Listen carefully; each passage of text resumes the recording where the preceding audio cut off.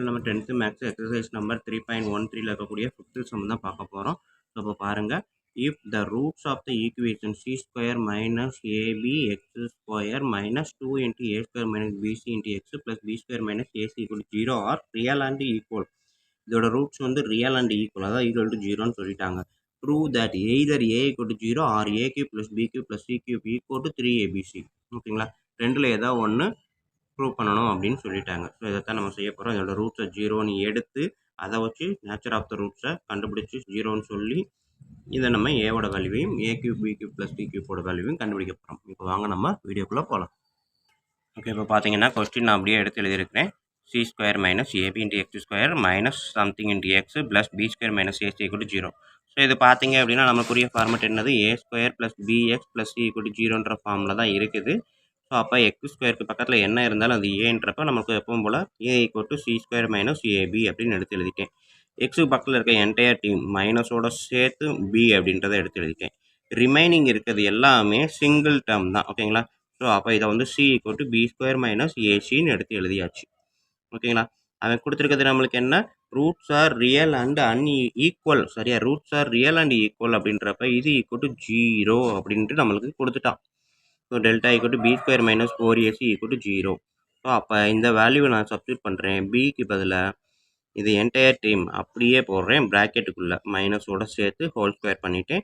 Minus 4ஏக்கு பதிலாக C square minus ABC, சரி பிக்கு பதிலாக ஆக்சுவலாக இங்கே இருக்குது 4ஏக்கு பதிலாக C square minus ABC into சிக்கு பதிலாக பி ஸ்கொயர் மைனஸ் ஏசி எடுத்து எழுதிட்டேன். ஸோ இப்போ வழக்கம் போல் நம்ம வந்து ஃபஸ்ட்டு சைனை ஸ்கொயர் பண்ணால் ப்ளஸ்ஸு, ஓகேங்களா, நெக்ஸ்ட்டு 2 ஸ்கொயர் பண்ணால் 4, மீதி என்ன இருக்குது, a square minus bc whole square. இந்த ஸ்கொயர் வந்து இங்கே வந்துடும் இல்லையா, ஸோ எல்லாத்துக்கும் தனித்தனியாக போடும்போது இதோட ஸ்கொயர் மொத்தத்துக்கும் வந்துடும். மைனஸ் இந்த 4 உள்ள மல்டிபிள் பண்ணுறேன், 4 into c square 4 into a b. ஓகேங்களா, இந்த மைனஸ் அப்படியே தான் இருக்குது, இந்த 4 மட்டும்தான் உள்ளே போயிருக்குது, இது அப்படியே இருக்குது. ஸோ நெக்ஸ்ட் ஸ்டெப் என்ன பண்ணுறேன், இந்த 4 உள்ள மல்டிபிள் பண்ணுறதுக்கு முன்னாடி a minus b whole square formula. ஓகேங்களா, so a minus b whole square formula என்ன formula, a square plus b square minus 2ab. ஓகேங்களா, ஸோ இதுதான் வந்து a square minus b square formula.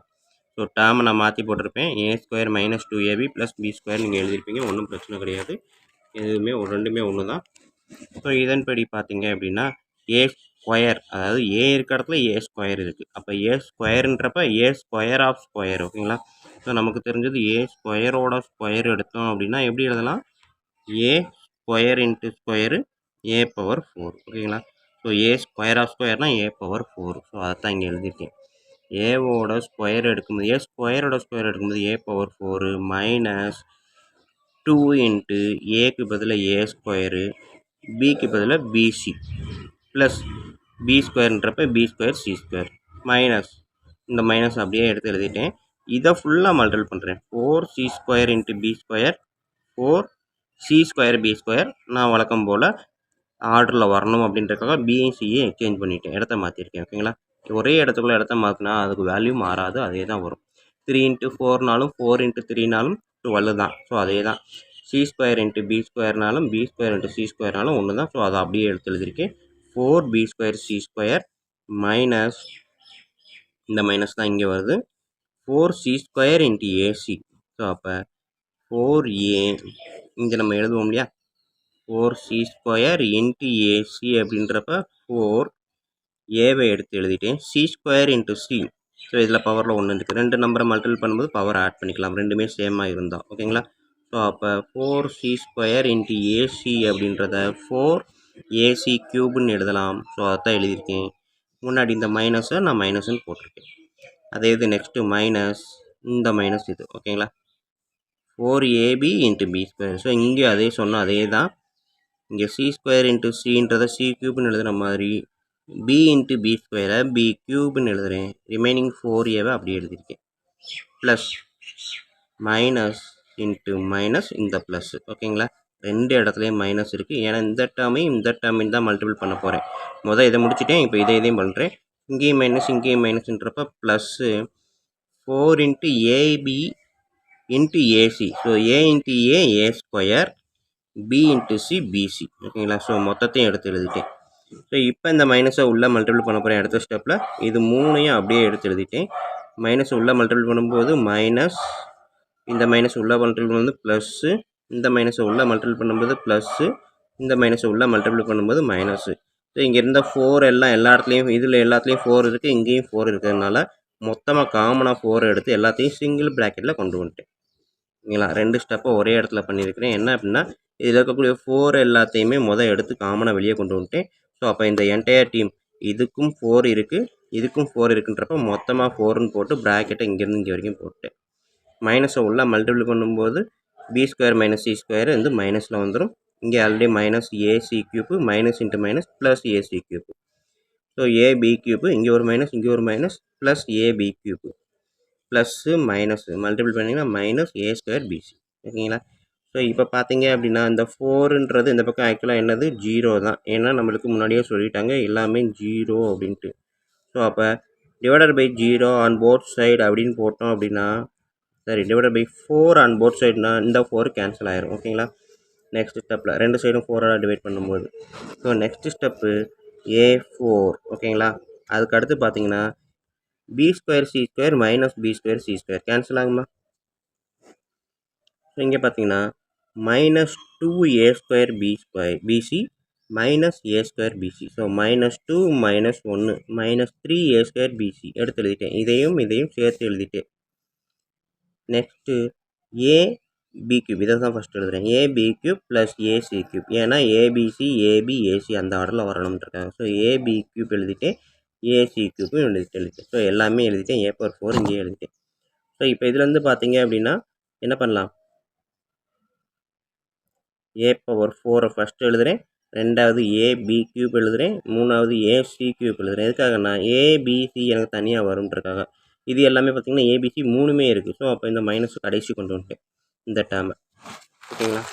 So அந்த டேர்ம் இருக்கு இல்லையா, இந்த டேர்மை கடைசி கொண்டு வந்துட்டேன். மித்த 3 டேர்மையும் பக்கத்தில் எழுதிட்டேன். எதுக்காக அப்படின்னா எனக்கு அது கொடுத்துருக்க கிவன் ஸ்டேட்மெண்ட் வரணுன்றதுக்காக. ஸோ இதிலேருந்து ஏவை வெளியே எடுத்தேன்னா ஏ கியூப், A/4ல் ஒரு ஏ போச்சுன்னா ஏ கியூப், ஏபி கியூப்பில் ஏ வெளியே போச்சுன்னா பி கியூப், ஏசி கியூப்பில் ஏ வெளியே போச்சுன்னா சி கியூப். ஏன்னா ஏ காமனாக எடுத்துட்டேன். இதிலிருந்து ஏ ஸ்கொயரில் ஒரு ஏ வெளியே போச்சுன்னா ஏ ஸ்கொயர் ஏவாக மாறிடும். So -3abc. ஸோ இங்கே பார்த்தீங்க அப்படின்னா a into a cube plus b cube plus c cube -3abc equal to 0. அப்போ ஏ ஈக்குவல் டு 0 ஆர் இது ஃபுல்லாக 0. இது ஃபுல்லாக 0ன்றப்ப இந்த மைனஸ் டேர்மு அப்படியே ஈக்குவல் டு அந்த சைடு போச்சுன்னா ப்ளஸ் டேர்ம். ஸோ இது வேறு ஒன்றுமே இல்லை. இதுக்கு முன்னாடி நம்ம ஃபேக்டர் பண்ணோம் இல்லையா, அதே மெத்தட் தான். இப்போ எப்படி இன்னும் x+1 into x+2 equal to 0னா x+1 equal to 0, x+2 equal to 0ன்னு சொல்லுவோம் இல்லையா. ஸோ அதே மெத்தட் தான். ஏ இன்ட்டு ஏ கியூப் இதெல்லாம் 0 ஈக்குவல் டு 0, 0 லெஃப்ட் சைடு இருக்குங்க, அவ்வளோதான். 0னா ஏ வந்து 0, அப்படி இல்லைன்னா இது வந்து 0. ஸோ இது 0ன்றதை நம்ம கொடுத்துட்டோம். இது 0வாக இருந்தால் இந்த டேர்ம் மைனஸ் டேர்ம் அந்த சைடு வரும்போது ப்ளஸ்ஸாக மாறும். ஓகேங்களா? ஸோ இதுதான் வந்து அவன் கேட்டிருக்கக்கூடிய கொஸ்டின். இந்த மாதிரி நம்ம எடுத்துக்கிட்டோம். இந்த கொஸ்டின் வந்து ஈக்குவல் டு, அதாவது இதோட நேச்சர் வந்து ரியலான்னு ஈக்குவலாக இருந்துச்சு அப்படின்னா ஏ ஈக்குவல் டு 0, அப்படி இல்லைன்னா a cube plus b cube plus c cube equal to 3abc அப்படின்னு ப்ரூவ் பண்ண சொல்லியிருந்தாங்க. அதை நம்ம ப்ரூவ் பண்ணியாச்சு. ஓகேங்களா? ஸோ இந்த ஸ்டேட்மெண்ட் பாருங்கள். Prove that either a equal to 0 or a cube plus b cube plus c cube equal to 3abc. So அதான் நம்ம இங்கே ப்ரூவ் பண்ணியிருக்கோம். ஓகேங்களா? a equal to 0 or இது hence proved. அப்போ எழுதலாமா? ஓகே ஸ்டூடெண்ட்ஸ், இதோட வந்து எக்ஸசைஸ் நம்பர் 3.13 முடிஞ்சிருச்சு. வீடியோ பிடிச்சிருந்துச்சி, ஈஸியாக புரிஞ்சிருந்துச்சி அப்படின்னா கண்டிப்பாக லைக் பண்ணுங்கள், கமெண்ட் பண்ண மறக்காதீங்க. அதோடு இல்லாமல் உங்கள் நண்பர்களுக்கும் ஷேர் பண்ணுங்கள். அவங்களும் பயனடையட்டும், கூடவே நானும் பயனடைவேன். நன்றி. நெக்ஸ்ட் எக்ஸசைஸில் பார்ப்போம்.